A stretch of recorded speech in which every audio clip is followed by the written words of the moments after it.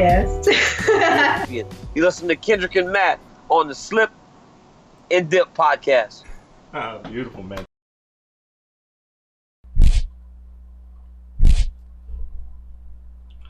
Woo! Episode 122, Slip and Dip podcast, back again live. Kendrick Johnson, Matthew Wells on a ho-hum combat sports weekend. Very ho-hum. There were some fights, but I actually didn't really. I watched the replay. I didn't watch it live. The Charles Oliveira fight, and that was it. And I didn't even know who won. I just saw it was only 8 minutes. So I got because they break down the fights on the plus. Mm-hmm. So I was like, okay, this something crazy happened. And then props to Charles Oliveira, give him another knockout. He's like, I'm not just a jiu-jitsu guy. I get people older. I like his celebration. That was pretty cool. Celebrating with his country people in Brazil. But other than that, I was kind of out on UFC. I looked at the cards like, no. Got other things to do. Yeah, man. Like watch football this weekend. Watch live football. Yeah, I did a lot of that too. Before we dive all into that, episode 122, we got 3 guests for you this week, guys. First up, we'll have Juan Adams getting ready to make some changes in his career. So he'll talk about all that good stuff as he prepares for another fight, returning back to the octagon, UFC heavyweight action.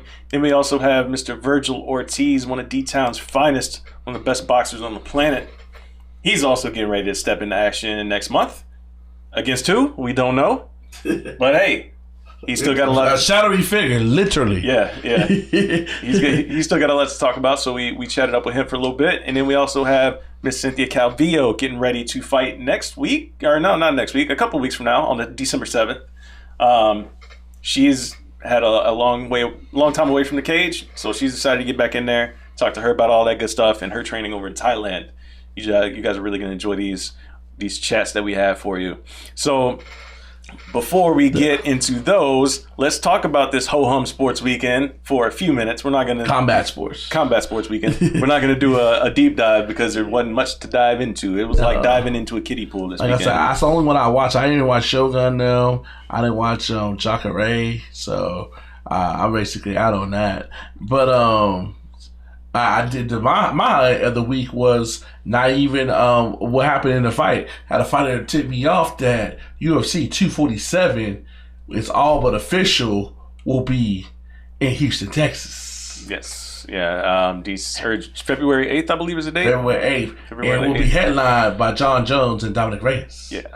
So we are excited about that. They go according to plan. Slip and Dip be back in your life live. Yes. That's the plan. That is the plan. Full circle moment for me. I saw my first pay-per-view UFC 166 in person there. So in Houston? Yeah, at the Toyota Center? Daniel Cormier was the co-main. It was the Santos and Kane 3, and he fought Roy Nelson. It's just crazy because even then you can tell he was a good fighter, but I wasn't going to say, oh, he's going to be one of the best to ever do it, even then. And this is 2013. Yeah. Yeah. He always had like that steady rise, and he just like you knew he was gonna be good, but you mashed on the gas pedal after that. In the GOAT discussion. Yeah, for sure. UFC 192 I was there for that one. That was Houston, DC versus Gustafson. That was a good fight. It was a good fight. Yeah, a lot of good fights on that card too. DC loved him some Texas. Sage Northcutt's UFC debut. Yeah, that was some good stuff back then. Good stuff. Rashad Evans was on that card. A lot of good names. Anyways, let me talk about this real quick. This Jacare versus Jan Blachowicz fight.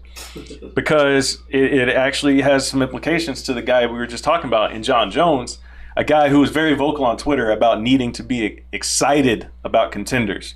Like he don't want to fight Corey Anderson because it doesn't excite him or whatever. That's my man Shannon Sharp would say, because Corey Anderson got the skill set to give him that butt cut. Yeah, I mean, look, listen. If something had to excite John Jones, this fight was not it, because this fight didn't excite a damn person in the world. So, look, Jan Blachowicz won a split decision. It went 5 rounds. It was a boring fight. Nothing significant happened whatsoever throughout the entire 5 rounds. Neither guy got hurt.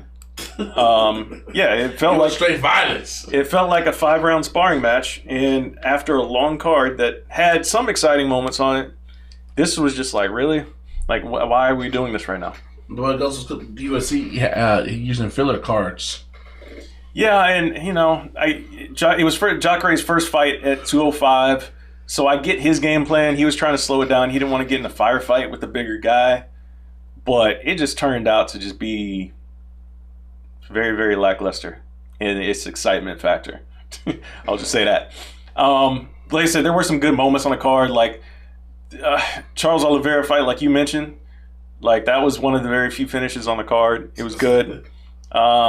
Shogun fought. I mean, I heard about James Krause, but I didn't see it.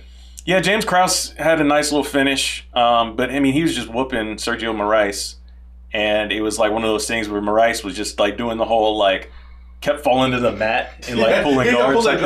He's doing that 2010. Yeah, he kept doing that. And this is a Brazilian in Brazil getting booed for doing it. It was that bad. Wow, it's that bad.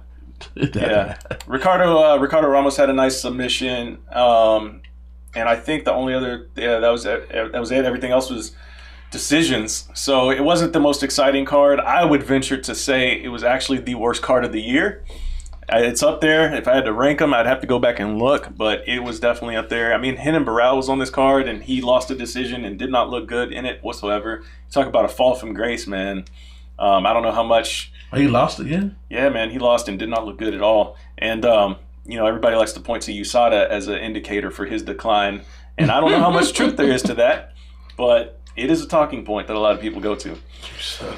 So, yeah, other than that, so that was that UFC card. The only other thing that kind of caught people's eye this weekend was the bare knuckle FC card, BKFC 9. It was the run back, Artem Lilibov, Jason Knight 2. If you guys saw the first fight, it was just madness, just brutality, like from bell to whistle. And you had a feeling that they weren't going to go that hard again because that first one was something vicious. So they ran it back, and it didn't work out for somebody. Yeah, Artem Lobov had to take that L, but it was more so due to an eye injury. Oh, like his eye was jacked up. He was like in 3 fights this year at bare knuckle. Yeah, and that takes some toll on your body. Yeah, before the fight, like you can notice, like his eye was a little swollen. It seemed. I don't know if that was just from sparring or whatever he was doing, or if just from damage carried over from the last one, but. It is what it is. Jason Knight got the finish and looked good doing it. But that's not the entire story. The crazy thing they took away from this card is that they announced that they signed this dude. This dude called the Iranian Hulk, who was dubbed by some Twitter people out there as internet sensation. And I have never heard of this person in my life. And I spend a lot of time on the internet. So I don't know where he was sensationalizing on the internet. But he not KSI Logan Paul. No, so this guy, I mean, you see him here talking to his little parrot or whatever, and he's a gigantic human being, and he is supposed to be fighting. Like, look this picture here. Like, this guy is supposed to be fighting in bare knuckle boxing. He's taking steroids, bro. I'm not. He is taking the whole everything. He's on all the things. He's on all the things. So yeah, HGH. Dude. Here we go. I don't know how this guy moves, much less plans on fighting. In bare knuckle fighting. Would you fight him? I would, yes. Like, what is there to be scared of? How much are you paying me? Sign me up. How much are you paying me? I would fight this dude. There's no way he can move. He cannot function. He cannot function with this body. It's just not possible. It's just not possible. So they said that, hey, we'll give you $500,000. I'm in there. What you do without you started testing them? I'm in there. This dude, like, look at this guy. Dude, he would blow up the USADA lab. What are you talking about? I would fight this dude. I would fight this dude for half that. Like, that's a whole bunch of money. Give me that. That's an easy payday. He said he'd blow up the lab. He would, dude. Like, that's... Anyway, so this guy's Iranian Hulk is supposed to be fighting in bare knuckle FC against who I don't know. I don't know. This is like the throwbacks to like when Fedor fought Hungman Choi. Big ass, like 7'7" dude, and little Fedor looked tiny. I don't know. I don't know what's gonna happen with this. It's just a circus. It's madness. But that's what that was. Bare knuckle FC 9. in the books. Yeah. So that's all we got. UFC is off for a couple of weeks. Thank God, after that atrocious card last night. No, but like I said, there were some exciting moments through there. But pick and choose. If you guys want to go find your highlights, there's like 3 of them to go see. But yeah, that's about it. We're going to get into these interviews that we have with our guests today. Before we do that, as you know, guys, hit that subscribe button if you haven't already. Smash that bell. Smash that like button. Smash that like. Hit that subscribe. We would appreciate it. And of course, go to our merch page where we have the merch. Pick yourself up a nice, beautiful slip and dip t-shirt or hoodie. Keep you warm in the holiday season. In this frigid weather out there. It's cold out here even in Texas. 40 degrees all week. 30 degrees last week. Pick yourself up 1 or 2 or 3. Different colors available. The link is in the description. So check it out. Pick yourself up some merch from us and help support the show. We would appreciate it. Also, if you're listening on iTunes, please leave us a review. 5-star review. Quick and easy, painless, free to help us out with the visibility of the show. We would appreciate that as well. And yeah, we're going to get into the rest of the show. You got anything else before we do that? No, man. See y'all next week. All right, there it is. Enjoy the rest of the show. Yeah, peace. Please welcome back to the Simple Dip Podcast. Getting ready to make changes in his life, Mr. Juan Crackhead Adams. Thanks for coming back on, brother. No problem, guys. How y'all doing? Doing good. So, well, I guess Mac, because I hadn't seen you in a while. Matt seen you. Last time we saw you, I thought you take it from there. It was well, yeah. So I saw obviously the Greg Hardy fight. I was there for that, obviously covering that one. Obviously not the way you wanted it to go. It happens. It happens. But yeah, like Kendrick was alluding to, you do have a fight signed, or you've accepted a fight according to your Twitter, and you also made an announcement that you are moving to Jackson Wink. So how did this whole process come about, and why Jackson Wink? Well, the whole process kind of came about after my first loss. My manager wanted me to switch camps a long time ago. For me, the whole reason I was staying in Houston was, I had to look after, I had to take care of a lot of stuff down here that, certain other members of my family just can't really handle. There's a lot of scheduling, a lot of things like that, but I finally got everything kind of set up on autopilot to where I don't have to be here really in the middle of everything, making calls and stuff all the time, running errands and stuff. Everybody's kind of progressed and moved on enough to where they don't really need me here anymore. So that was one thing. My family was really the big thing holding me back here. And my manager wanted me to switch camps for a while. I felt the Bueller fight was a fluke. I thought it was a bullshit call. I thought it was bad judging. I really thought I had won that fight. So in my mind, I didn't need to change anything.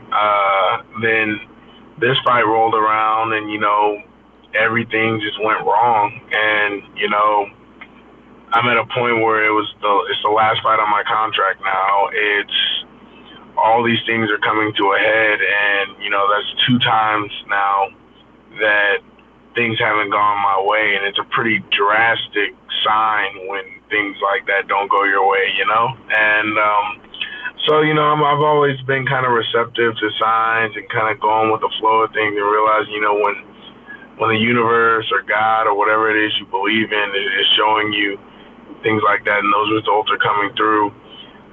Because I shouldn't have lost either of those fights. You got to listen. So it's one of those things where I knew I needed to change something. Otherwise, I was going to keep getting the same results. And I cannot afford to keep making those mistakes. I cannot afford to lose my position. I cannot afford to not be signed in the UFC. So I know I felt like my career's on the line. My career's in jeopardy. And I needed to go somewhere where, one, there's bodies there. At Jackson Link, they've got, 2 or 3 other pro heavyweights that that's all they do is train. And then on top of that, John Jones had spoken to Winklejohn about getting me out there a while ago, and he was still receptive to it. So, if you've got arguably the best fighter of all time willing to work with you, you can't really turn that down. And on top of that, I'll be constantly pushed with guys in there that are at my level or higher than my level or aspiring to be on my level, where all they do is train and they're coming for me every day. And it's not like down here where I have to, beg people on Facebook to show up to train with me. It's ridiculous. And so that's all those things kind of factored into it. And for me, a really big thing is I'm a really loyal person, and I felt like I was kind of letting my coaches down, letting down the people that got me to where I was if I switched teams, and that sucked, and that hurt.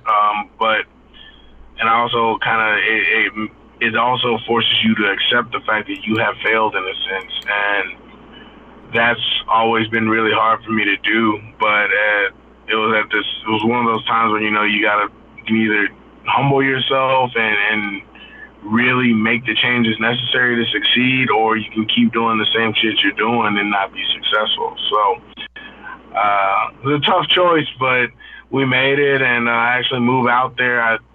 My going away dinner is like Tuesday night. I start driving up there Thursday morning, and I'll be in the gym Friday. Ready to go, just packing a bunch of training clothes and a TV, and we'll be good to go. Oh, so you gonna keep your residence in Houston, and like this, like for a camp, or this like a permanent move to Albuquerque? No. It's just for the next 3 months or so, I'll be out in Albuquerque. I'll take 2 weeks after my fight. I'm trying to schedule another one immediately after, and then go right back out there. That's going to be my home camp from now. But I am keeping my residence in Houston. That lease isn't up until May, and I do own property in Houston. So, I'll always be here. Houston is my city. Best city on the world. So I don't know about that. Also, I know you want to compare. There's a couple things. Are you and Greg cool on the amicable level, like on a man level now? No. And two, seeing what he did, does that let you know, like, because you like, man, I could have beat this guy. I know I can be in the top 10 now. Seeing what he did on quick notice with his recent fight.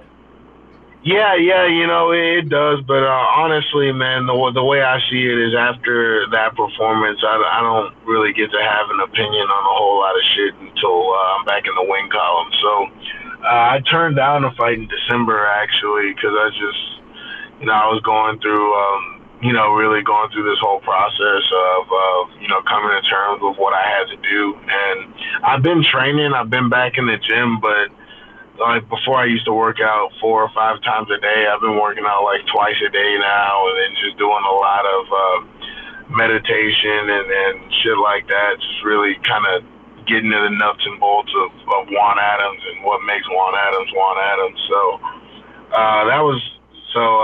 yeah, but I don't really watch. I haven't really been watching a whole lot of fights. I watched 2 or 3 events, and then I just kind of go back to the gym. I'm working Easting specifically now. I just started sparring again 2 weeks ago. Okay.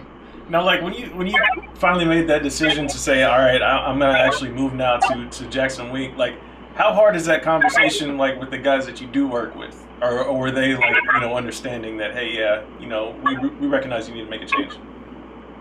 They were all except for one, that was super supportive. They were all really happy. They're all very happy, and I'll actually still probably be able to use at least one of my original coaches, possibly 2, in my corner. They're on board with it. They recognize that I need to grow, and it was at a point for them where they're trying to come up with new ways to push me every day. And ultimately, if we just had bodies in there, they wouldn't need that. So, or guys on my level, we wouldn't need that. So now I'm going somewhere with guys that are arguably above my level. So that's the best way to grow, Absolutely. Absolutely. And like you said, this is your last fight on your contract, right? Yeah, it's my last fight on contract. I know nothing is actually officially announced, but is it safe to assume that this fight will be taking place in Houston? Yeah, it's I mean, if I was a betting man, I'd say it's about very good odds. It's almost guaranteed. I'm warm on that. We might both be down there that week. Yeah. Awesome. I'm excited. Not to go, a little too close. Okay. And I come at the end of the day, so I got like a hell of a February. Like I gotta go to like LA for Staples and go to Lakers. And I got that fight. The NBA All-Star weekend's in Chicago. Then your boy's birthday. So February, I'm booked. Every week I got something to do. There we go. Yeah, man. So, talking about obviously you got a lot of stuff going on in professional life and everything. I assume you, like the rest of the world, you're on the Disney Plus train. Oh yeah, I'm on Disney Plus for sure. I actually haven't had a whole lot of time to watch. I haven't seen either episode of The Mandalorian yet, but man, I feel kind of bad because like a lot of these Disney movies. Oh shit, there she go. A lot of these fucking yeah, it's like my business shit that I gotta do. I don't want to have this conversation, but I got to. Anyway. So no, but like when these movies came out, I would buy them on Amazon Prime. Like I don't want to go out in public like at all anymore. I just chill at home. It comes up on Amazon Prime. I buy it, and that's it. We're good to go. And I bought a bunch of this shit. Now it's like Disney Plus. I get the subscription. It's all included. But it does take, there's the nostalgia factor. There's the Even Stevens on there. I was a little pissed they don't have the famous Jet Jackson, but all those Disney Channel original movies, I'm excited for. And apparently there's a High School Musical series on there now too. So how old are you? I'm 27. Okay, I was stepkid when she's 20. She was all about that, and to have it to hold. I know all them damn songs. So, yeah. Yeah, man. What was the first thing you pulled up on the app?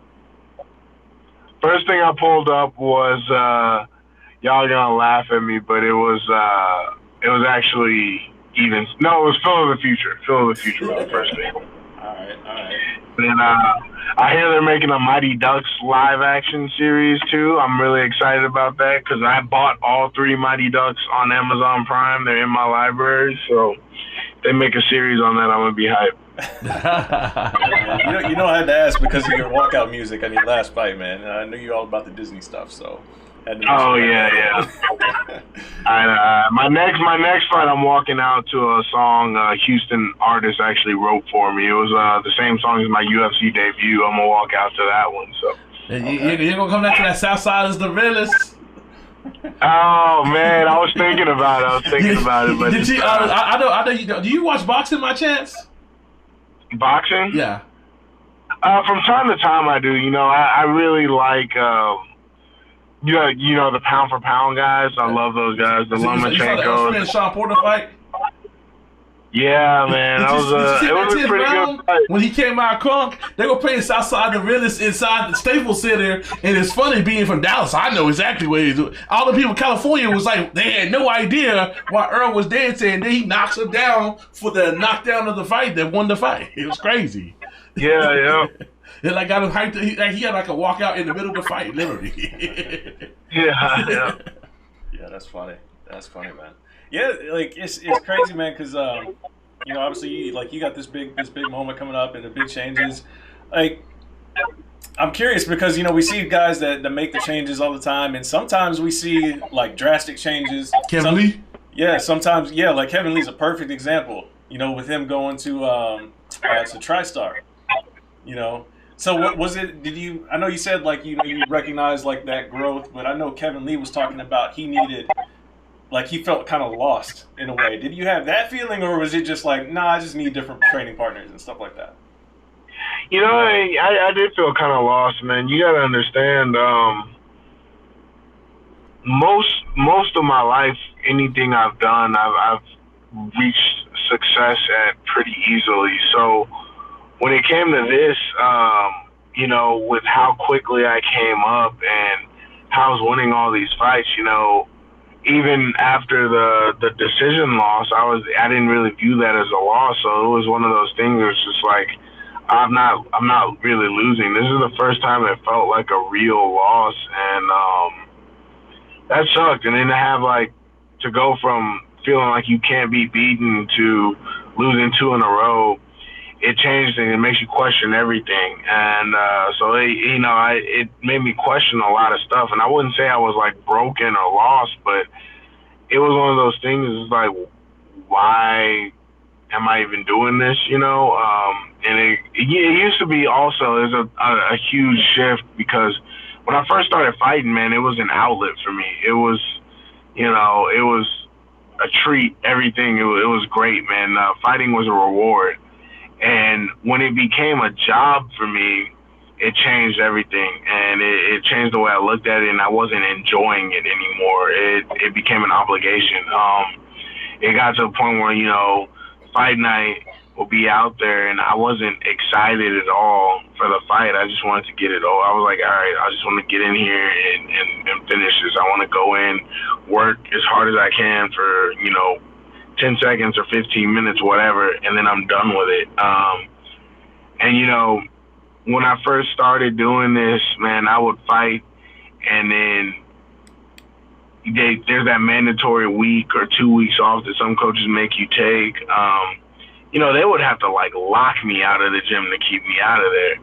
And then it got to a point where it's just like, all right, man, I'll ease back into it. You know, I'll wait a week, wait 2 weeks, start doing a class here, a class there, and then build up to doing it every day again. So that all played a lot into it, and I had to really question myself on why I started to feel that way and why that switch happened, and, you know, what was the root of that switch. And ultimately what it comes down to is, you know, a lot of the people that you meet on this path, or as you start to rise up, the people that become your circle, if any aspect or any cog in that wheel or any cog in that system becomes necrotic or toxic, you have to recognize it, acknowledge it, and if that person can't change, or if it's gotten to a point where, you know, there's too much negative association just in that environment, you have to change the environment. And that's where it got for me. You know, I had to change the environment. It got to a point where,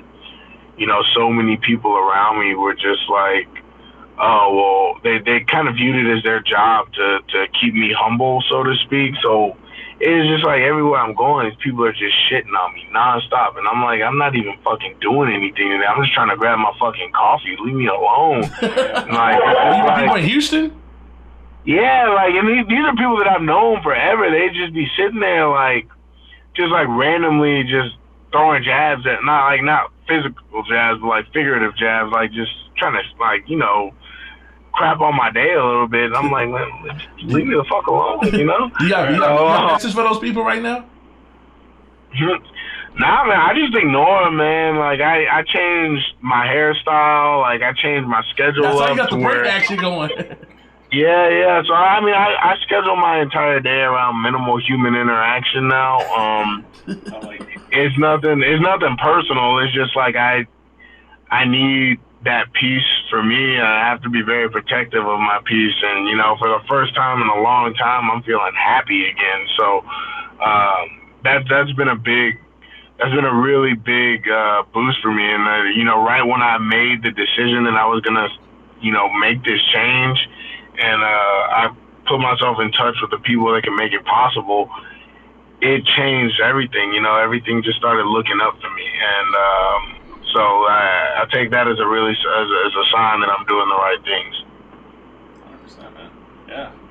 Yeah, man. Like, I gotta say, like, you know, the fight where you had against Greg Hardy, I was like, it was kind of torn because both of you guys, you know, come on the show. Both of you guys are real cool with us. It's like, how do these guys not get along? Because individually, it's like, God. I get why you guys don't get along at all, but it was just like, oh, man, it's kind of tough because it's like I didn't want to see either one of y'all lose, and then, you know, it's part of the play game. I guess somebody's got to walk away with their head down, but, you know, I'm glad to see that you got got this new path lined out, and you got yourself, set up for success. Final question for me, Juan. Do you think if they go the way according that you want to, do you think a year and a half from now you're actually looking on a Greg Hardy fight as something that you probably may need in the big picture? If everything goes the way you want to. Yeah, definitely. A rematch is definitely inevitable at some point, but it's also one of those things where like that's so far ahead, that's so far down the line for me right now. Like, my goal right now is just redemption, and I've got the next 6 fights that I want. I know who those people are, and he's not in that group. I'm in here on one mission, and that mission is redemption. That's all it is.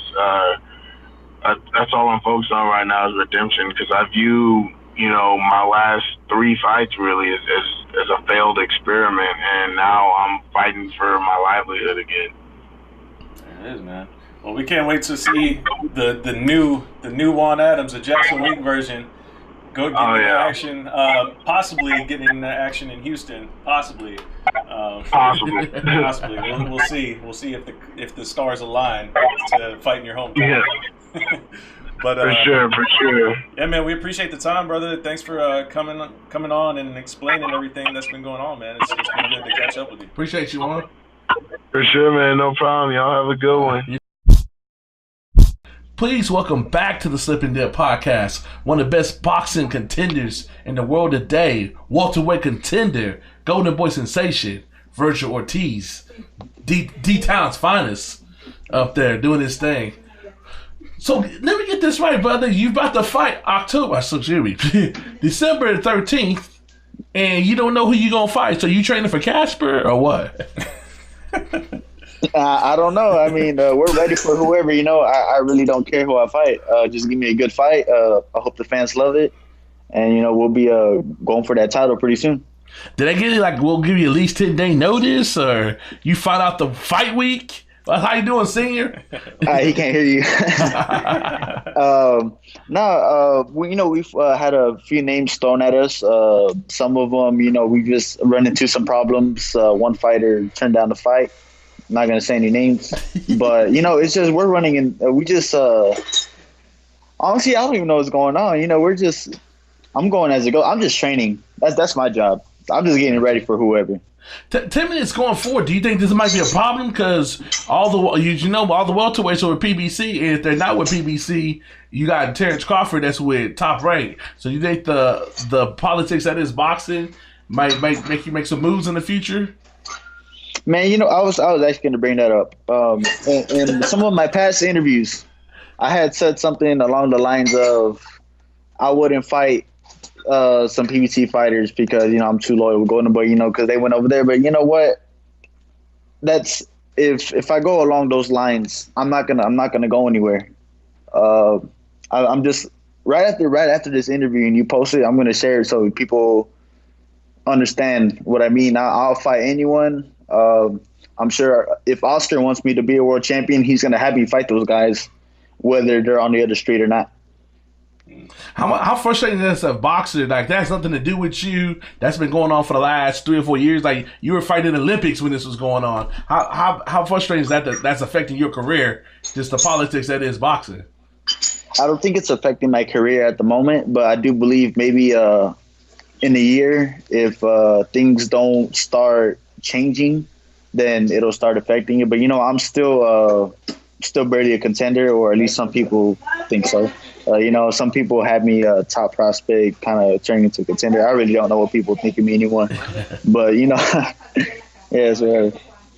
So have you kind of felt like that elevation, at least in terms of how people are placing you after that last fight against Orozco? Oh yeah, definitely. Both fights against Mauricio and Antonio. I really did feel like I was a contender after I fought Mauricio, but some people were saying he's old. I mean, I understand, but you know what? To do what I did to him, not being cocky or whatever. I just think that it really nobody did that, And so Antonio Roscoe had knocked him out. Man, that dude was tough. Definitely one of the toughest fighters I had ever fought. but I really do feel like people have noticed me a lot more. I'm being talked about a lot more. Yeah. How have you gone as a fighter over the last year, fighting those tough guys, and like since the beginning of 2019 to now? Like people, you're on people's radar. Like I knew you were good, but I was like, let's see you with a little competition. So it's kind of cool to see that you stepped up the game and you still getting them up out of there. Yeah. We're just like I said before, people haven't seen what I could do yet. They've only seen half of the 12 rounds. There's still a lot left of me that nobody's seen yet. Yeah, 100%. No, go ahead. Oh, when it comes to the whole Golden Boy drama and all that stuff, yeah, I know like the whole thing like with Ryan Garcia. You see him get this, like he basically got championship money. And he ain't fought for a damn belt. Like how much does that like kind of bother you? You know, like man, I could be doing this. It's like all like I don't know, perception. Yeah, I don't think like that. I'm actually really happy that Ryan's getting what he wants. I do think that he's one of the up and coming top boxers out of this generation. There's gonna be a time when all these boxers, Devin Haney, Shakur, me, Ryan, Delfimo, we're gonna be running this boxing game in the future pretty soon. So it's only a matter of time. Are you cool with all those guys? Definitely, yeah. Yeah, I have no hate or animosity to any other fighter. I don't care who has beef with who. I mean, if you have beef with me, it's not because I was talking shit or anything. I don't talk to nobody like that, If you hate me, that's really on you. So how do you click that switch then to do your thing? It's honestly it's weird, because even when I spar, I don't go out there trying to knock people out or anything. It's just if I need to flip the switch, the switch is always there to be flipped. In a fight, it'll be there. I guess that's just how I'm made. Yeah. I know, like you said, you don't have any of that animosity. But like when you see other guys like get into it like that, whether it be like on social media or like at events, they start drawing back. Like, do you kind of like get into it, or you just like that guy like on the fence, being like, man, that's kind of crazy? No, if I see it, definitely I'll be interested. Like, I want to see what happens next. Are they gonna fight or what? But I get entertained too. I'm easily entertained. I like that stuff. Of course. Yeah, man. That's your boy Devin. He trying to be like Floyd now. Pull out his little money case. Yeah. That's like part of the thing, right? Is like the whole entertainment aspect. A lot of people get bought into like dramas and things like that, which leads me to the question. What did you think of the KSI Logan Paul fight that got so much attention, and these guys aren't even real boxers? Were you entertained? Man, you know what? I'll give them props. For both people that have no prior boxing experience and their first professional fights, they were actually trying to knock each other out. Yeah. KSI especially, man, he was throwing bombs. he kept doing. He was throwing bombs. He literally, when you been that game, that fight night game back in the day, he kept wanting his energy to get up and just throw his haymaker. man, bro. No, it was crazy. I'll be honest. They put in a lot more effort than I thought they were going to do. They really 100%. Put everything into this fight, and I give them props for that. It kind of opened the eyes of other people. I could see why people would be like, man, I've been boxing all my life, and they do this, but you know what, man? It's some people just excel at different stuff, like entertainment wise. There's more to boxing than just fighting. Yeah. Like personally, like I didn't buy into the narrative that a lot of people were saying, like that this was going to bring a whole new generation of boxing fans over and get people interested. Like to me, like they're both YouTube stars, right? They got millions of people on YouTube. Like to me, like I saw this as just another one of their elaborate YouTube videos. Like I don't think this was going to be like a thing that's going to make a big mark for the transition of next boxing fans. Like how do you feel about that? You know what? I mean, I could see it. I could see it like that too, because I'll be honest. I commented something on the Zone. I had all these little fanboys commenting, like telling me, "You don't know anything about boxing." And I'm over here arguing with these little 5-year-old kids. I'm like, man, I don't know if I want these people watching me. but does it trip you out that there was more people at that fight, aka that exhibition? That's what I was telling him. There's two things. There's more people at that fight than Kovalov Canelo, and these are two entertainers. and I was entertained. Yeah, man. I don't know, man. It was I did see that there was a lot of like celebrities, and there was definitely a lot more people at that fight than I've seen recently. But it's just like I said, it's just the audience that some people attract, and even though that audience wasn't particularly like a straight up boxing audience, I mean, it brought people in. Honestly, after I seen all those people, I was like, man, I wish I could have fought under that card, got some more exposure. But that's just I don't know. You learn about these things. Yeah, apparently YouTube starts bringing people. Yeah, no kidding, right? Yeah. Yeah. I mean, you can't underestimate like when these guys have these followings, but it's just kind of crazy. Like, I don't know. I guess like it's kind of weird seeing a Devin Haney, like a legit like championship level fighter, going on before these guys. Yeah. And I'm like, what? Like, it just felt weird to me because like I want to see like we were saying in last week. Like 9 times out of 10, I want to see the best guys fight the best guys. And then, if we want to go to the circus one time, that's fine. Yeah. But, but the thing is, though, like, that fight was more entertaining than Devin's, and it was more entertaining than on the ESPN Plus, Jamel Herring. Like, I dozed off. Like, I was all into the KSI Logan Paul. I was too, low-key. Like, everything you're not supposed to do, they would do it. And then I've never seen a 10-8 turn to an 8-8. I had never seen that. and then the way the referee was talking to him, you go over there. And this guy referee Wild and Fury, so he's legit. Oh, yeah. Cut that shit out. Yeah, man, they probably weren't used to being talked to like that at all. I bet you it opened their eyes to, how boxers live and all that. But man, I just want to say something.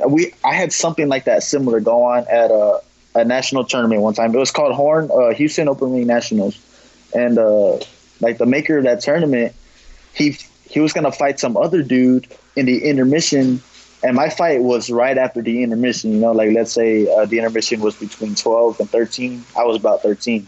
Man, the intermission was like 2 hours long, and I was just sitting there. And when the fight was going on, I was so mad. I was like, come on, like no one was watching the fight. I'm gonna be honest. So that was like a complete different side, So we gotta be careful on how we do that. Like the Logan Paul and the KSI, that was a quick success in my opinion. But there could be those times where it just completely like don't work.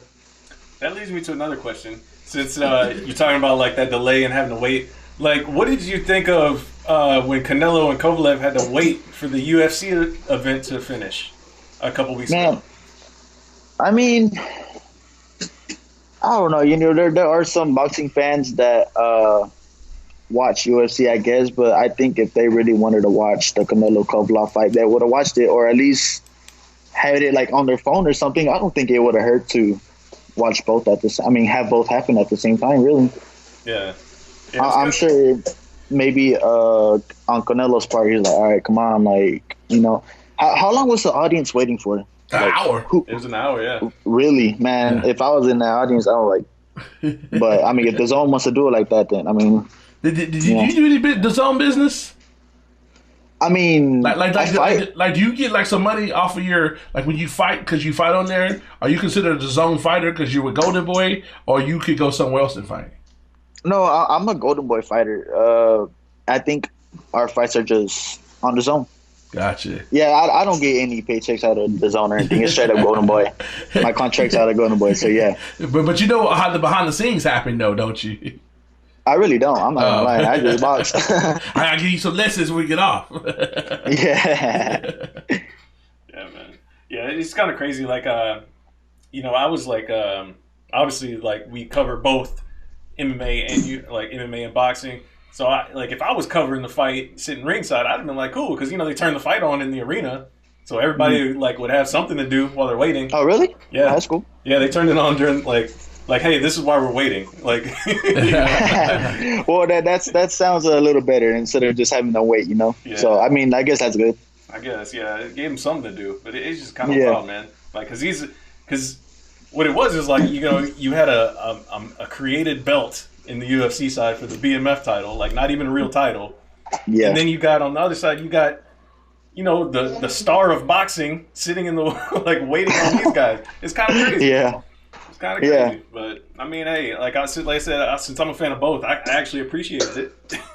Yeah. I mean, I don't know anything about UFC. I'm not even gonna pretend. So I didn't understand like the magnitude of that UFC fight. So I mean, I just throw that out there. I didn't really understand what was like why they had to wait for them. But I mean, if they felt like that's what they had to do, then oh well. I heard like kind of like behind the scenes. I heard that Oscar and Dana had a conversation or something about that weekend, and Dana told him not to run the fight that weekend. Yeah, and he did it anyways. So Dana was like, yeah. So Dana was like, I don't feel bad. Yeah, but I don't know.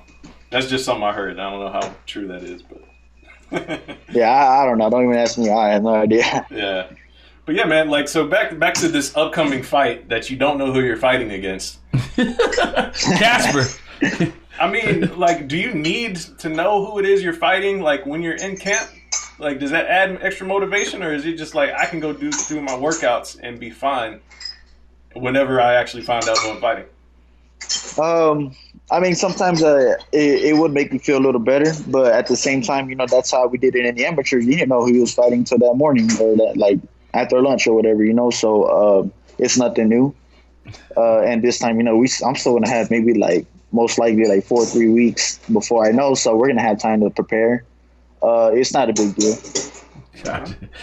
Do you feel like, are you at the level now? It's like it's not about what they do; it's about what you do. Like they got prepared for you. You like I'm gonna say that you're the man, but basically people know what's up when they see you now. If they don't, they gonna find out the hard way. Yeah, I mean it's definitely a little bit of both. You can't just completely rely on what you can do. You got to know what they can do too. But it can be a little bit of both. I can see it both ways. Yeah, man. Yeah, it's crazy, man. Like seeing this ascent that you're on, man. I'm curious. Do you have like a certain timeline you want to get things done? Like we hear some fighters talking about, oh, I want to be the youngest this, or I want to have this done by whatever age. Do you have that kind of like path lined out, or is it just I'm just gonna stay? Like how is it lined out for you? Well, I definitely, before I turned pro, I wanted to be a world champion before 25. It's definitely going to happen before that. Because there's a lot of the world champions now. I think it took them to like 26, 27, something like that. So I was like, maybe 25 sounds better. But I mean, I'm 21. I might do it pretty soon. I would like to have some kind of big title, or at least have a big fight lined up, like Keith Thurman or Danny Garcia by the end of next year. Yeah. In a year. How big a deal is it to fight? I know Keith Thurman is kind of like your guy, like you like a lot of people are kind of like saying you're too young for him, but it's like that's your guy. Like, I won't call you a mark, but that's like your mark that you would have. What is it like Keith Thurman that you would have fight him for? Man, I just. There's a lot of people that say, well, I see something, but, I can just tell who I can do good against or how it would be a good fight. I think our styles they mesh well together. Gotcha. And, it'll just be a good fight for both of us. If he fight you the way he fought Pacquiao, can you get him up out of there? I don't know, because, I mean, me and Pacquiao are very different fighters. That's kind of like a open-ended question. There's a lot of things that play in the factor right there, but Keith Thurman is no pushover. He was a world champion for a reason. So I mean, I really don't know. Yeah, he's a great fighter without a doubt, but he's susceptible to body shots. And two things: I know you're a great body shot artist, and I haven't seen nobody that you've heard get out the round. Let's don't live to tell about it. Yeah, I mean, I think I do know how to finish pretty good. I've calmed down a lot more about it, so I can kind of see the openings a little more. But I'm still learning, definitely. But you know what? What I've been thinking was recently is I think these people are making a mistake not fighting me now, because I think now is their biggest chance to beat me. By the time I get better, bigger, stronger, they're not going to be able to beat me later. I know you don't like you stay in shape all the time. As you get stronger and stuff, how are you gonna go about like making weight and stuff since you're gonna be naturally bigger than what you are now? Yeah, right now I don't have a doubt that I can make it later, because I mean honestly right now I've been eating more because my weight is so low, And like I'm like, dude, I'm supposed to be here maybe like 2 weeks before the fight, maybe even a week before. I have no problems making this weight at all. If anything, I have a problem staying too close. Yeah. What was the first thing you pulled up on Disney Plus? Treasure Planet. I saw Man, your that was tweet. my I saw that tweet. man. That was my movie. That was my movie back then. I love that movie. Yeah, man. I'm of course my first thing I pulled up the classic X-Men, the X-Men animated. Yeah. Oh, the cartoons, huh? Yeah. Oh man, I love those. Those were some classic ones right there. That's the question of the week, man. Like everybody's on this Disney Plus stuff, man. So I had to figure out if that was your jam. Yeah, I might get it for my kid for Christmas. We got to have some goals at my house. Like, hey, you get the maze, we're gonna get you a Disney Plus for Christmas. Hell yeah, and you see Netflix is getting that Nickelodeon package coming up. Oh, saw that, we got a guy. My wife takes care of all that. We got that Philo, so we got Nickelodeon on that, and because he likes all like the Paw Patrol and all that stuff. Oh yeah. I can tell you about that, but about some Marshall and some Rocky. Yeah, definitely, man. And the coolest thing though is the Chipmunks. Like they dudes like age just a little bit, but they're actually cooler now than they were back in the day. It's like they Really? barely aged. Yeah, Man, that's crazy. tell you about some Chipmunks and some Paw Patrol. Man, that was you mean Alvin and the Chipmunks, Yeah, right? they still Man. cool. They in high school now. Yeah. Oh, really? Yeah, That's cool. Man, that was my movie back in the day. I would literally watch that movie every day in the summer. Like I don't know You when it watch came out. I think I was like 10. that. Yeah. And Shipwreck. No, I'm stepkid though. She's a little bit younger than you. She's 20. So I watched that with Michaela. Oh, okay. Yeah, no, that was definitely a bop too back then. That's funny. That's hilarious, man. Yeah. Y'all 90s babies, boy. Right. Yeah, we're right on the border, man. Are you 99 too? 98. 98. She's 99. Yeah. That's funny. Y'all make me feel. I see a lot of tweets that say 97 through 2000 are the last elite out of all like the teenagers. Oh, okay. Yeah, every generation's gonna say something like that. Yeah, that's right. I don't agree with it. Go back to mine. What, 10 years older than y'all? Yeah, that's right. Yeah, that's crazy. Yeah, man. So obviously, like you were already back, you're preparing for this ghost opponent. Like, are you going hard or is it just like? Oh, definitely. Yeah, Man, I just came out of training right now. My freaking arm hurts because we're training so hard right now. Dang. We did an hour when we're doing mitts right now. We're doing mitts for we did mitts for 30 minutes straight. And I looked at the clock. I'm like, dude, we really did it for 30 minutes straight. And my arm was tired. And when we got back into it, I had to warm up again. And then we did another 30 minutes. And then we kept going after that. Because, we can't just, all right, we're done. Now, if we're working on something, we finish what we're learning with. And that took another 30 minutes. So that's like an hour and a half of mitts straight, So once you add Casper to your knockout victims, are we going to see you get on that mic? So you know how the zone like to hype y'all up. Are you going to get up on there? Keith Thurman, hide your kid, hide your wife. I'm coming for you. There'll definitely be a time when I have to say it, because, these people are not giving me the time of day at all. I don't know if they don't think that I deserve it or if they don't think I'm a threat yet. But, there'll be a time where I might have to say something. That's hilarious. So do you plan on calling somebody out, or you just gonna do the whatever Oscar them giving you gonna play the PC, or you gonna have some to your like a lot of UFC people, they don't make the money that y'all make. Yeah, definitely. They gotta talk crazy on that mic, so they be talking about closed mouths don't get fed. Yeah, hey, I might have to switch it up, man. You never know. Stay tuned my next fight. Even furthermore, you're gonna make sure Oscar is at this fight. You went at the last one. I'm sure he will be. I hope he is. You in his home state this time, so it'll be a lot easier. You better be there, man. You better be there. Nah, I think he will be. I got to hit you with this one question because I saw this going around some of the boxing groups I'm in. So I wanted to get your opinion or see what you think. Who do you think is the best boxer in this past decade? In this past decade? Yes. The 2010s. Man. I think Crawford is the most technically sound boxer.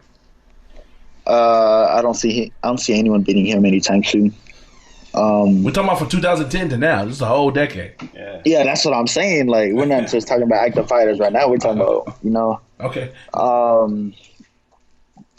That's a hard one, man.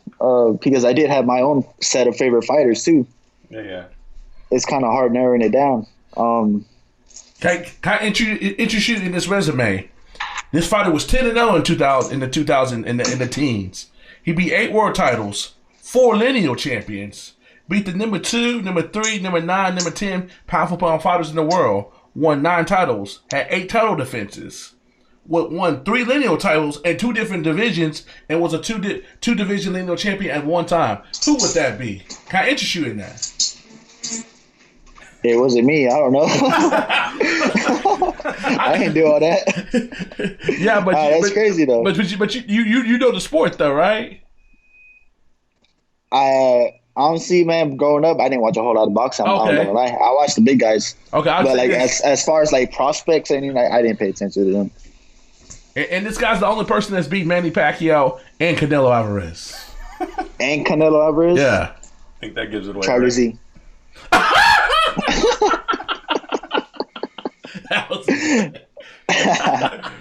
right, Mayweather. Yeah, that like when you say impeccable, like that's impeccable resume. You look at the numbers, like definitely. That's why I laugh when people say, "Oh, he ain't fight nobody." You don't know nothing about boxing. And then he definitely fought people. Tell me this. Also, just like for instance, if you were to fight Pacquiao, would you? Does it bother you the fact that he's 40? Because I think people keep saying that he fought a young Canelo, but Floyd was 36. He was way past his prime, and he still won. People don't say that Floyd was old. Yeah. Oh no, I mean, I think. See, this is the whole thing about all that hype stuff. So Floyd definitely was still the man back then, even at 36. So people need to make up their minds. What is the prime age? People just see what they want to see and they want to believe what they say. So it's kind of it's kind of hard to establish like what age. It's just Mayweather definitely.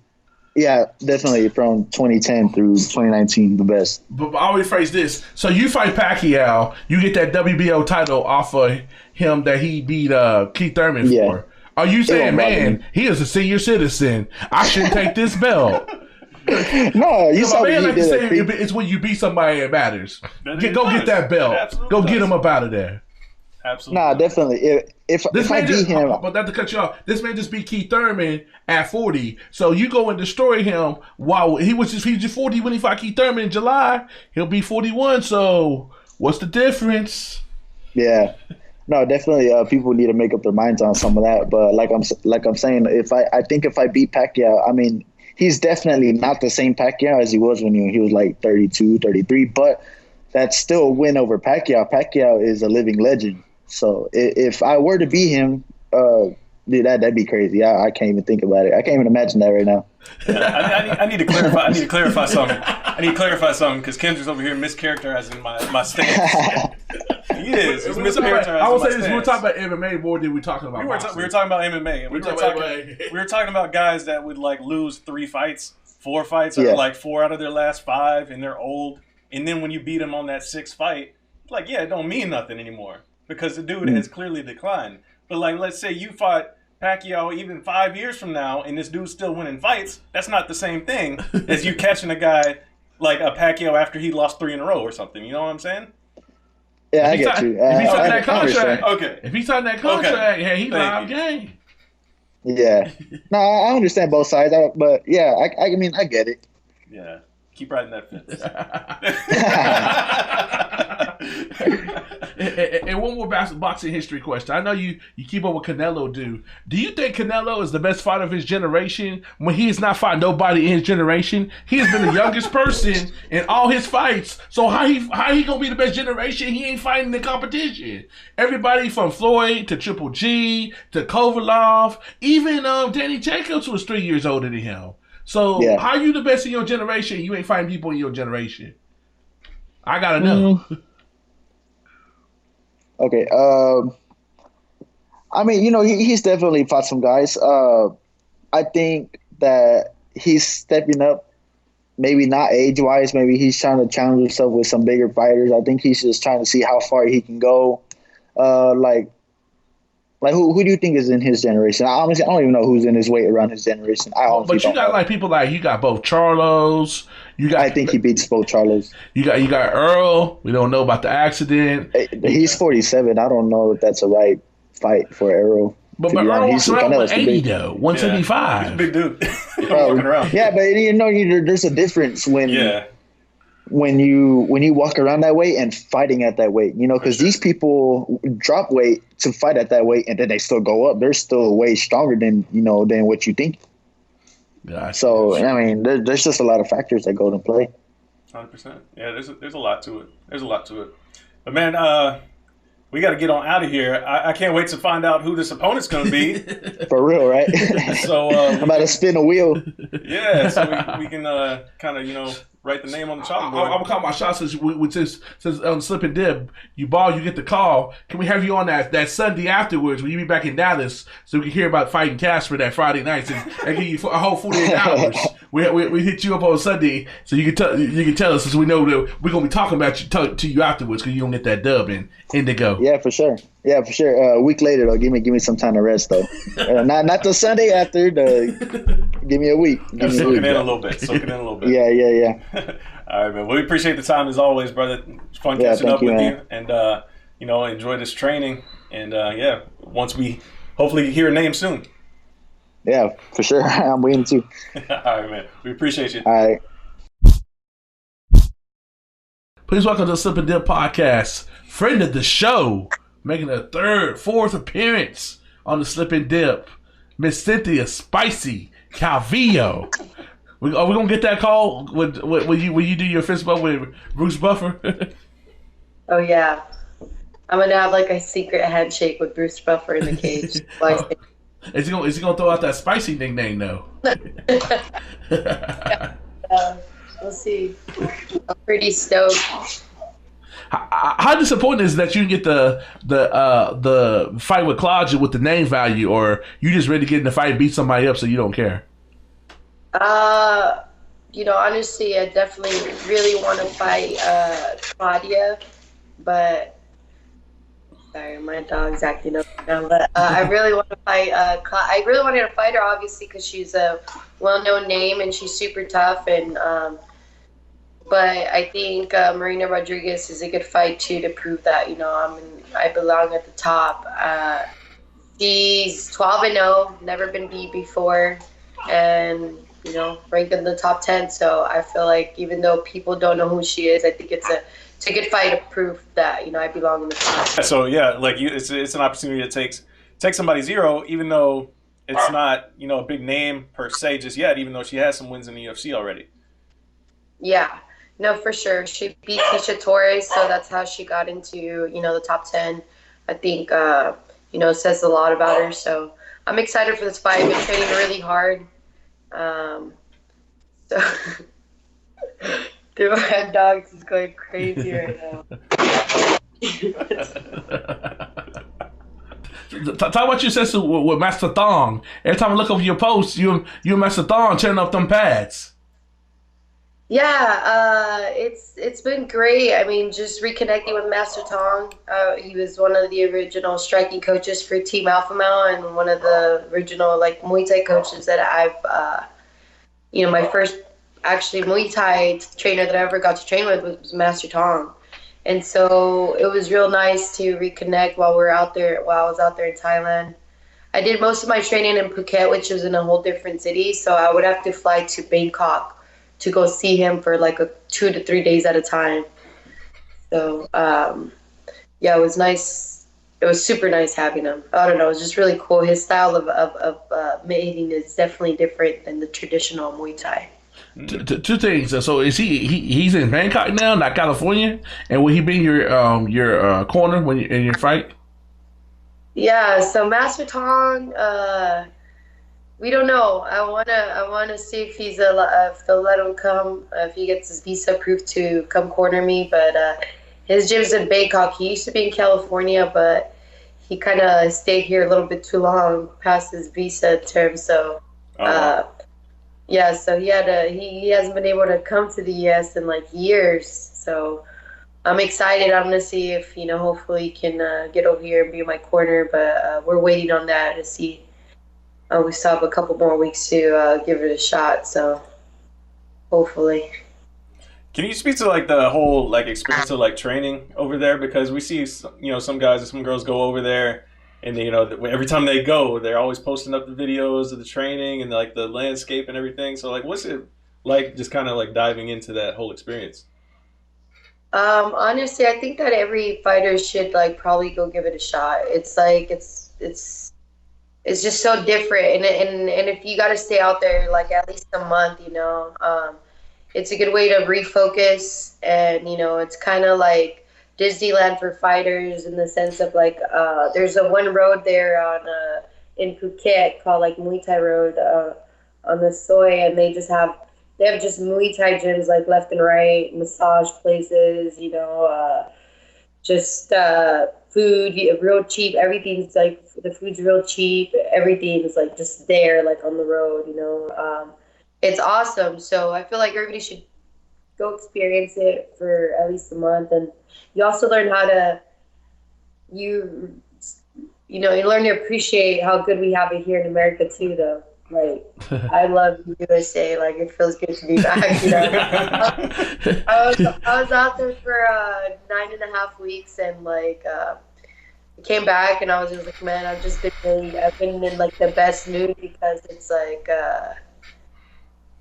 just way different. I'm just more chill over here now. Like, because I'm like so happy. I feel so blessed to be able to like little things I took for granted. Like, I'd have no dryer out there. It's fucking hot. I'd like wash my clothes, hang it up, all these little things that we just take for granted. Like, now I'm back. I'm just like chilling on the road, relaxing. Like, over there, everybody's like driving hella crazy. Sometimes I'd have a car. I rented a little moped and little scooter. So I was like, did they try to run you over? Huh? They try to run you over? No, dude. Yeah, you gotta be sharp out there. Like, people they'll be hitting you. They don't want to care. You gotta be aggressive. So I don't know. I'm just like, yeah. I'm proud. I'm happy to be back in America. But Thailand, I think, is definitely a place for people, all fighters, to go experience. You have to. Like, I almost feel like I have to go there like once a year just so I can appreciate how much I love the U.S. Even though Thailand's amazing, there's just a lot of things I feel like we take for granted here in America because we have a freaking made. Well, when you say that it's Disneyland for fighters, what's the PI center to you then? The PI center is cool, but it's more like you go there to go get a massage, hit the mids. Did you get acupuncture? Over there. I got Thai massages by like these Thai ladies, like real Thai massages, and they were super cheap. They're like $8-10, like in the US. And dude, man, sometimes I was getting them twice a day, but I was getting them every day. It wasn't like it was like a comfortable massage, but it was just like one of those things. In order for me to get the best out of my training and make sure my body is good, I'd have to, like, if I would get any bumps or bruises, straight to the massage parlor, have the Thai ladies massage me out, and then I'm good to go the next day. So that's why, I don't know, it's just, and just the culture of it just like allowed you to like focus. You just train hella hard. Just humidity, you go, you eat, go have some coconuts, get massages. Some coconuts. Wake up and do it again, and it's just awesome because it's like it's MMA there too at Tiger Muay Thai, so it's just it was a great experience. I don't know, I feel like it did me good, but I'm also happy that I came back and decided to come back 3 weeks before my fight so I can get adjusted and acclimated because I've been jet lagged. Yeah. So like, is it really like we always see on social media, like on Instagram or whatever, like some of the fighters over there, like they'll post up videos of them, like kicking trees and doing all these crazy, like intense things. Like, did you see any of that, or is all that just stuff like for the gram? No, I'm pretty sure that there's definitely are some people out there that are doing that. Personally, I didn't do that and look to do that. I was like, no, I'm cool. Like, I'm not trying to do that. But there are some people that are crazy.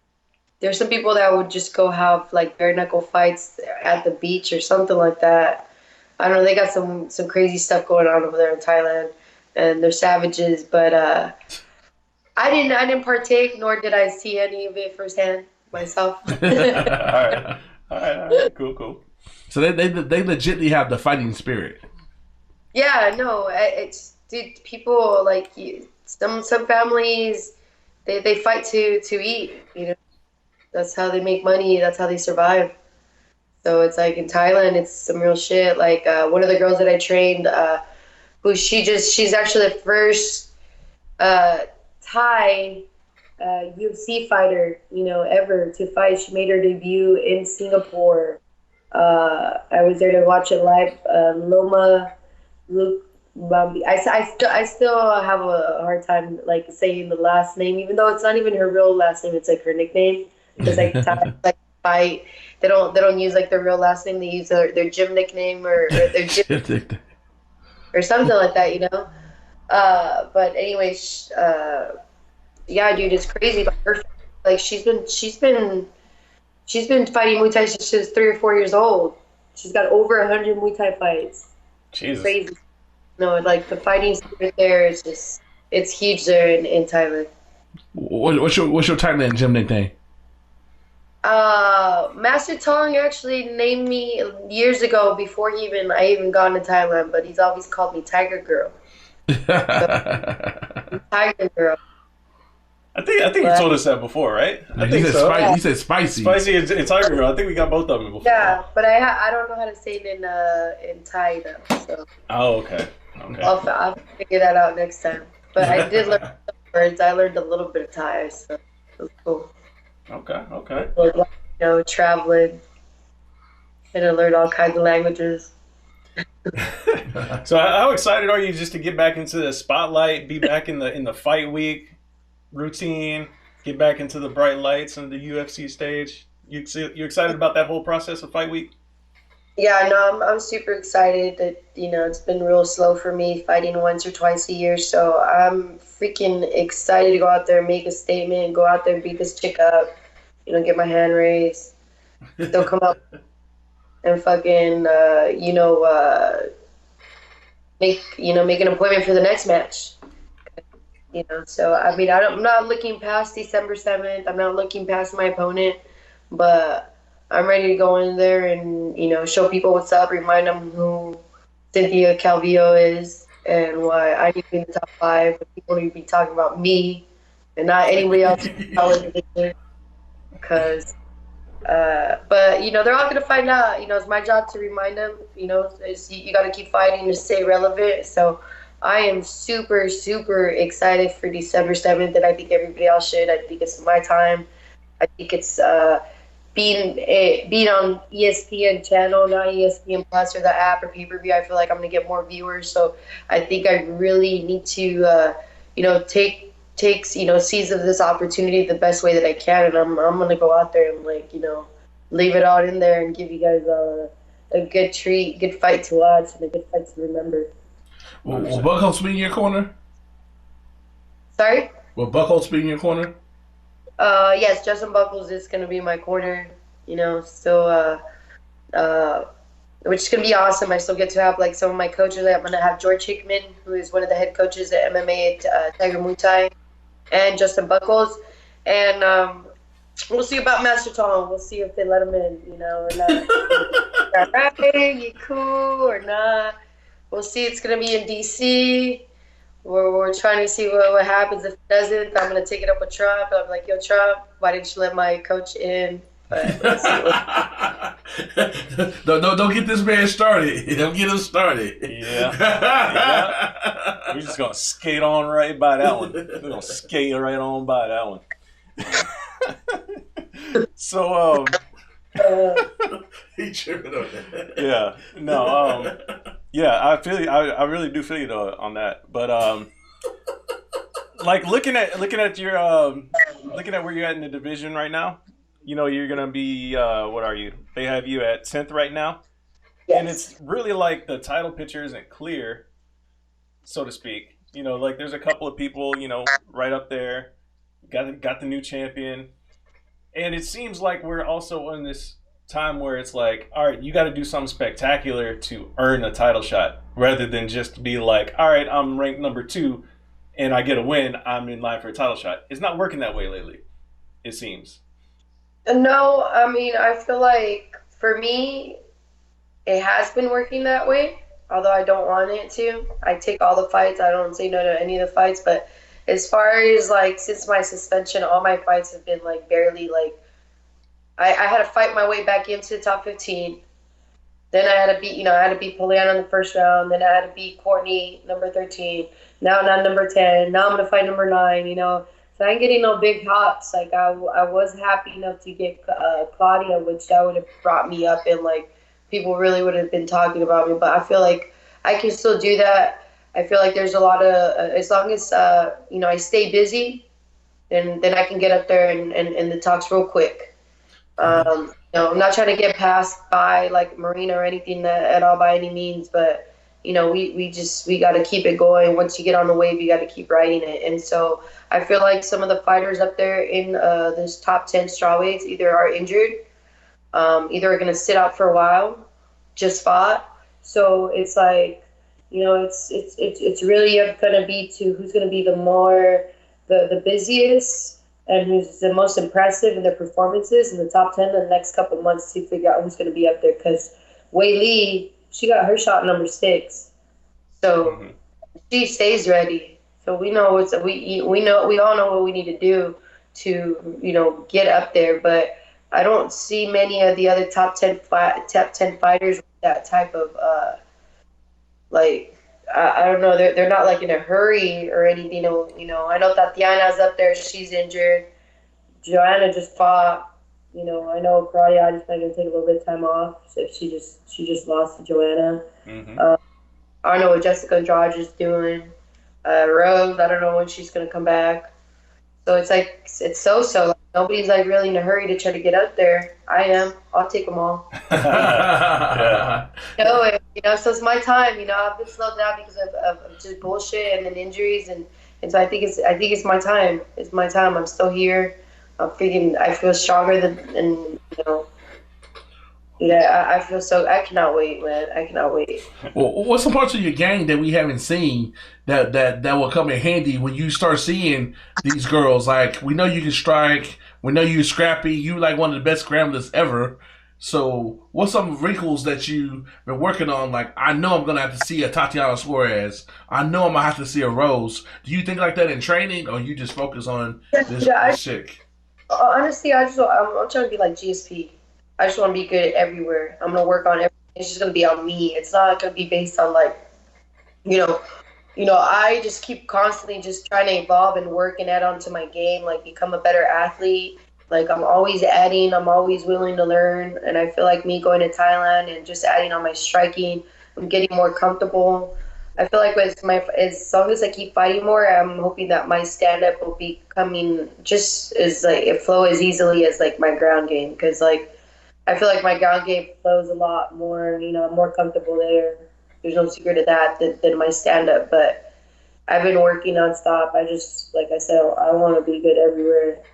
GSP used to take down all the wrestlers and stuff, like, and he didn't have, like, a wrestling background. I want to be that person.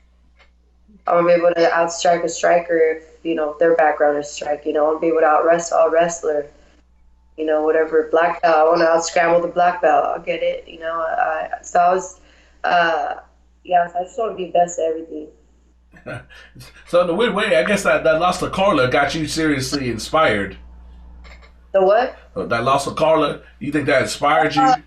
I think, yeah, for sure. I think anything that's gone in my life, any of the downs and losses that you take even outside of life, that I think that's what's inspired me or helped me out. For me, I don't really weigh down actually on that loss. I don't really see it too much of a bad thing, like losing like Carla, like, because I don't think she whooped my ass. Like, I don't feel bad. Like, I don't feel like I don't feel like defeated. Like, I don't feel like, oh fuck, I busted my ass. I fought the right fight, and I got my ass whooped. No, I ran out of time. I didn't make the adjustments. I lost that fight to myself. I don't, you know what I mean? And so I feel like it was a good lesson learned for me that it needed to happen in my career at this moment. Because, I don't know, who knows.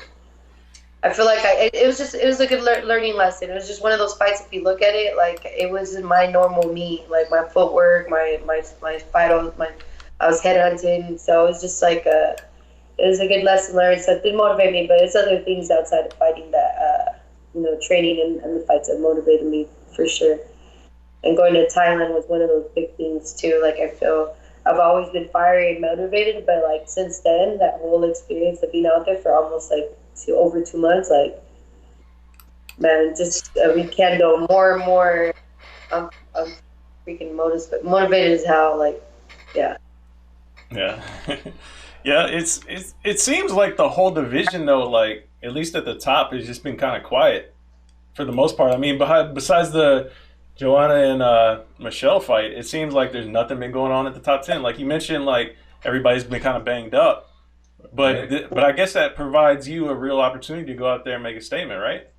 It's my fucking time. That's what I'm saying. It's just like aligning the right way, the way that it should be. I had a lot of ups and downs, a lot of things that I had to to deal with, and even in this fight camp, man, this is a fight camp where I had to deal with a lot of adversity, and I'm just about there to land the plane. I haven't even confirmed, but I guess it is, true. I mean, as far as I'm concerned, I'm co-main event, so I'm like, I mean, I hope I am. I think I am from what I've been looking at. I need to confirm it for sure, but that's like, huge for me. Being on ESPN, co-main event, that happens to be on a card where I feel like I can shine a lot, and so. I'm trying to pull it up and see if that's where they have you in that co-main. I know they switch it around. He be saying that they'll change. Have they ever changed to like fight week? Like, hey, you thought you were gonna fight like on the prelims, and they put you in the main card. Other than the first time you fought, I know the first time you fought, they did that. But I mean, I know for sure I'm gonna be on the main card. All my fights have been like, that's really cool. I've been on they've been all on main cards. But yeah, my first fight was supposed to be on the prelims, Fight Pass, and it ended up being on the main card. But as of right now, I know that they have me on there as co-main, but I don't know. We'll see, because I know it changes. Because I know a lot of the fight cards get flipped around depending if fights fall off or not. But I know I'm on the main card for sure. But it'd be dope. I'm co-main. Yeah. Could you ever fight at 125, or are you too little for that? No, I can do it. It's easy for me to make 125s. I'll just be eating the entire time. Could be more enjoyable. Do you have more power at 125? Yeah, I feel like I think both. I think both same. I feel like I might have a little bit more power. Definitely packing a little bit more, just because I'll be carrying a little bit more weight. So you always packing a little bit extra weight, but in that punch. But I've never, even at any of the times that I've fought 35s or 25s, I've never felt overpowered. But I just feel like for my height, I don't know, it's weird. Like once it gets to like the professional and higher levels, like these chicks be cutting a lot of weight. So do they fight? Do you still fight people for hot dogs on fight week? Well, we're not going to talk about that, Kendrick. That between us. That was a cool throwback on your Instagram. I'm like, oh, I remember that very well. We're talking about that enough. All right, no more talk about hot dogs. And I think hamburger and French fries. I don't know if it was hot dogs, because I like hamburgers and French fries probably better. I could have fought shit for that for sure. And I was just like, come on, dude. Like, we're all cutting our way here. You walk in with some food, just like hamburger and French fries. I think, I don't know what you had, but it was some kind of fast food. and you have like starving fighters that are just like, we're waiting on the commission too. They were taking forever. I thought they would be done. I said I thought y'all be done by then. That's why I can't do that like that. Just eat it. So that you get an evil eye, be like, I can't believe this guy right now, man. He knows we're starving. It's so disrespectful. We're in there too, waiting for the commission, just angry as shit, just because we can't get started until they get there, and they took forever. 100%. Now, are you on the? I know, like with that program that the UFC, like that partnership, like with the meal prep company. I forget the name of it. Are you doing stuff with them? Trifecta. Is it Trifecta? Yeah. Yeah, it's Trifecta. So I am working with the UFC PI. Normally, they would send me meals to my doorstep here in Sacramento, but because I was in Thailand, we didn't do that. I kind of just did my own thing while I was in Thailand. But they are going to be there for UFC Fight Week in Washington. You know, I'm already close to. They've only got 2 weeks here, so I can pretty much already have an idea of what I need to do to make sure my weight is still on point and on schedule. But they're going to have the chefs there, so I got nothing to worry about. I just got to show up. They wake me up. My food's there. They just feed me every 2 hours. I just feel like, you know, a superstar baby. They just like come feed me and stuff. Yeah. I'll probably just, I can't move my hands. Feed me. You know, no, I wouldn't do that. But yeah, it's great. It's such a game changer to have the chefs there from the UFC PI cooking your food and feeding you every 2 hours. Yeah, that must be nice just to have that available for you guys like that. And also like with the supplements too, like the USADA approved supplements and like that. I forget the name of that brand too. It's too late for me to remember these things. Where they're talking about doing like this approved line, like so if you guys take that particular thing and if something comes up, it's basically a get out of jail free card. Yeah, I take it. It's called the brand is called Thorn. And, there it is. It was in there. Yeah. Yeah, I've been feeling good. I got a few of the products. I use it every day, you know, whenever I train and stuff like that. And it's good stuff, you know. And then on top of that, it's like if you use it, like you said, you know, you can't really get in trouble. That's the UFC PI gave it to us. So. You saw that? I mean, I'm not. It's not giving me superpowers or anything that I know of, because I know that everything that I'm doing is because I'm working hard. But did USADA come holler at you in Thailand? They did. I was like, USADA's here for you. I had to jump on my bike. I was like, all right, I got this, you know.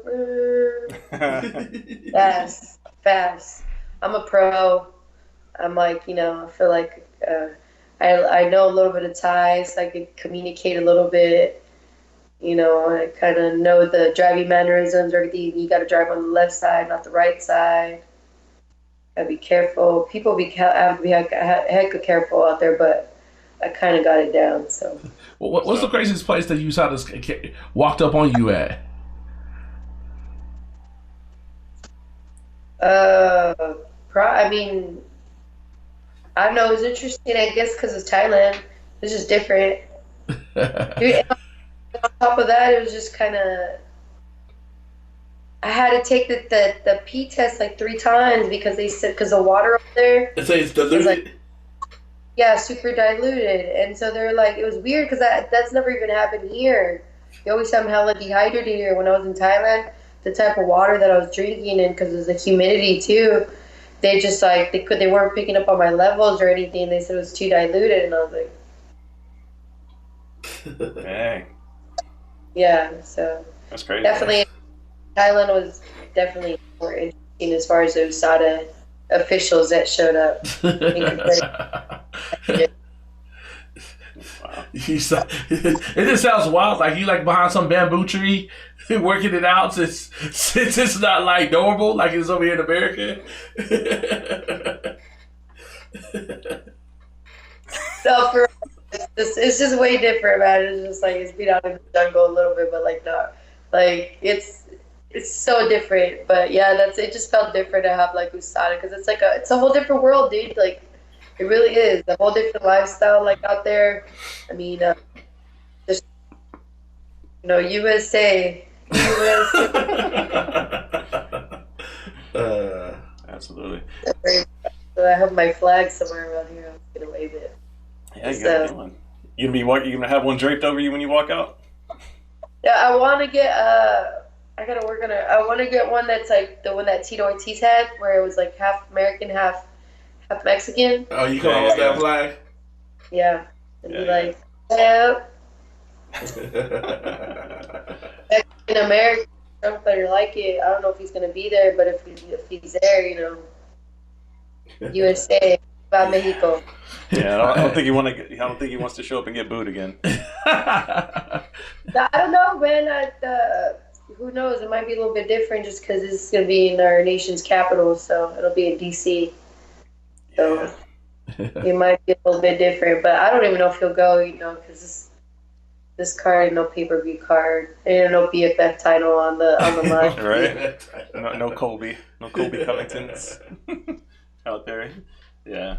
I don't know. I doubt he'll be in attendance, but it should be a fun card regardless. I don't know if you watched this card this past weekend, but it was rough. It was rough.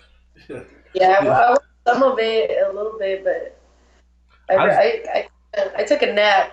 Honestly, to tell you the truth, I'm still kind of jet lagged, so I watched some of the fights and then I took a nap. Yeah, I think most people did involuntarily, especially when the main event came on. I did not watch the main event. I watched it. Yeah, you didn't miss anything. It's all good. No, that's what I would like. That's what I was seeing on social media, that it was a snoozer. Yeah. So, yeah. Tell me this, Cynthia, when you see something like that Wei Li fight, how she got the belt, do you like say to yourself, "Oh, I'm not getting no crazy shit like that"? Because basically, I was telling Matt, like we capped that fight when we saw it the next day. It's like basically it was like Cyborg and Nunes strawweight style. Kind of, but not really, because Jessica Andrade was a lot shorter in comparison to what Cyborg and Nunez. They still had the same reach. Yeah. But I feel like with Jessica Andrade, they already knew what she was going to do. She was going to stand there and have a fight with her standing, because she only throws wild-ass hooks. So she came in, she thought she was going to pick her up, throw her on her head. I feel like there was a lot of pressure on her, feeling like, having such a devastating KO on Rose Namajunas like that, she thought she could just going to be able to do that to all the strawweights. But Wei Li's super, super strong. I think she's well-rounded, but every fighter has their holes. I think we'll see what happens. We'll see what's up.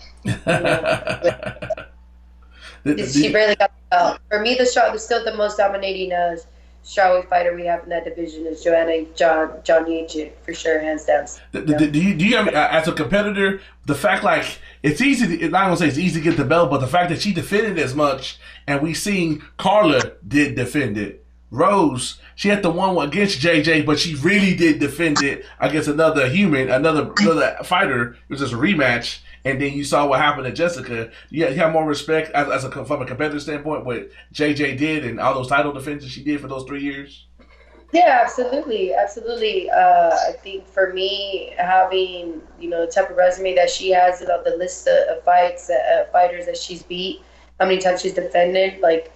She's a way more valuable person to have under your resume, if you beat, like, just as a strawweight fighter. Like, she's for me, it would mean, like, of course, I'm going to do anything I can to get that world title. So whatever fights that are in front of me, I'm going to take to get to that world title first. But one of my other goals is for sure, I would love to fight Joanna Jędrzejczyk. I just think that she's for sure one of the best strawweight, fighters ever. Yeah, and I tell you what, a win on December 7th coming up would get you closer to that. Yeah, and we can't wait to see it. Co-main event did confirm it. That's where they got you slotted. I don't see any reason why they would shake it up. So hold down that co-main slot. The other fights on there that will be more interesting than mine. So thanks UFC for trusting and putting me on there, and like that's dope. Honestly, I mean, I've been feeling like super grateful, and that they've always like put me up there. You know, they've always like put me as to be a good fighter that they trust to like have on their main card. So that's dope. When we see y'all, when you see you bump heads, it's like when you get fired up at that weigh-in, even though it's the ceremonial fight weigh-in. Do you look for reasons like to motivate yourself, or does shit just happens on fight week, like 24 hours out for the fight? It just happens. I just fun, dude. I'm just feeding off the energy and the vibes. I'm so fucking stoked. Like I love everything about fight week. Like it's time, dude. The time has come to go, and the closer it gets, the more, you know, you're getting ready. It's like a roller coaster. You're going tick, tick, tick, tick, and it's just building up, dude. So it's like, you know, fight night, once the cage closes and Bruce Buffer, you know, says our names, that's like the cherry on the top, and it's about to just fucking go. It's no, I love everything about it. None of that stuff is planned for sure. It's just straight, just vibing. Well, like I said, we can't wait to see it. It's been a long road back to it, so we're definitely excited. As a friend of the show that comes on and kicks it with us, we wish you the best of luck on the 7th. Anytime. Thank you guys so much. I'm super stoked. Cannot wait. You guys don't want to miss it out. It's gonna be a good one. Yeah, I'll be walking around NYC watching. I mean, I'm literally flying to New York that day. I'm either gonna be at Barclays Center in Brooklyn, or I'm gonna be in New Jersey. So I'm literally gonna be like this up on my app action. Oh man, yeah, you better be watching. You're not gonna miss mine. You might want to miss the other ones, but you better not miss my match. I've actually seen all your fights live since you got in, because I remember I was just like, it always tripped me out like how that first year you go from fighting LFA in February to getting 4 fights and damn near being fight of the year in 1 year. It's like this lady's for real. Yeah, dude. I gotta remind people December 7th again. Who the realest, baddest bitches on that strawweight roster? How about you want a stoppage? Oh, fuck yeah, dude. I have to. I think it's due. I think it's due time for me to get that stoppage again. You know, sometimes I'll get stoppages and then I'll go like, you know, get into decisions and I get back to stoppages. I think it's time for TKO, for KO, you know, ground and pound, whatever way we can get it. I'm feeling strong. I feel strong, faster, you know, than ever before. This is the best that I've felt. It did me really good. A lot of the good training there in Thailand, and then coming back and getting the finishing touches with Justin. Like, I am feeling really, really good. You know, it is my goddamn time to shine. That's for damn sure. That's what it is right there. Master Tong up in the house. Shout out to him. Oh yeah. Fast and strong, big hand. Yes, absolutely. Great stuff, Cynthia. We appreciate the time as always, and of course we'll be tuning in. You know it. You know we'll be tuning in, and we look forward to having you back on afterwards to tell us how it all went down. Always, for sure. Hopefully eating like gummy bears and chocolate and stuff. There you go. All right. Well, have a good rest of your night, and we'll talk to you again soon. Oh, you get that fight bonus. Yeah. Oh, yeah. Oh, dude, I need it. I ain't never got a fight bonus before. I got to get one. Fight of the night. 100%. I got to get it. I just get that outstanding performance. So you don't have to worry about taking no licks. Yeah. Let's go ahead and get you a quick, nice, like, running across the cage, like Jorge Masvidal type action. Boom. Performance of the night. We'll see what I bring out of my, what magic I bring out. I'm pretty excited, dude. I just, like, whatever goes out there, I feel like I have a lot of tricks up my sleeve, and they're just going to come out freestyle style, but I'm excited because I don't even know what's coming, but something's coming, and it's gonna be a lot of fun. Get me excited. Get me amped up, ready to watch some fights right now. All right. Well, we'll let you go. Have a good one, and like I said, we'll talk to you again soon. All right, sounds good. Thanks, guys. Bye, buddy. Happy Thanksgiving.